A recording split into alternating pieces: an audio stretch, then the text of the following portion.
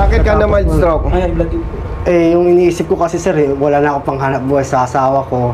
Kasi ang sabi po kasi ng investigador sir, hanggat daw yung... Relax ka lang at akong bahala sa'yo. Huwag kang umiyak. Si sir, yung... Kahit bayaran ko yung... Ay, tubig dyan, sana, sa may yung karton. lisensya ko sir, hindi daw Yan, sir, bibigay yung tingnan mo. lisensya ko hanggat hindi ako nakikipag-settle sa... na bumangga sa akin sir. Tsaka yung pagpapagawa ng motor niya sir, at tsaka yung pag... Di ba sasampahan daw ako ng kaso sir? Eh paano sir kung hindi pa siya nagsasampa? Eh mga ilang taon o ilang buwan hindi ako makakapagmaneho. Eh paano na po? Apat po kasi anak ko sir eh. Do you think may CCTV doon sa area? Meron po, sir. Ang sagot nila sa amin, sir, is after 3 to 4 days, automatic ine-erase na nila yun, sir, kasi napupuno yung memory. After 3 to 4 days. Yes, sir. Kailang nangyari ang aksidente? June 3, sir. Kailan ka nag-imbestiga?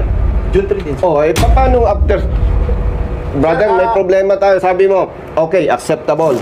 After 2 to 3 days, wala ng CCTV footage. Nangyari ang aksidente June 3. Yes, sir. You mean, after 2 days, after 3 days, saka mo gagawin yung kailangan?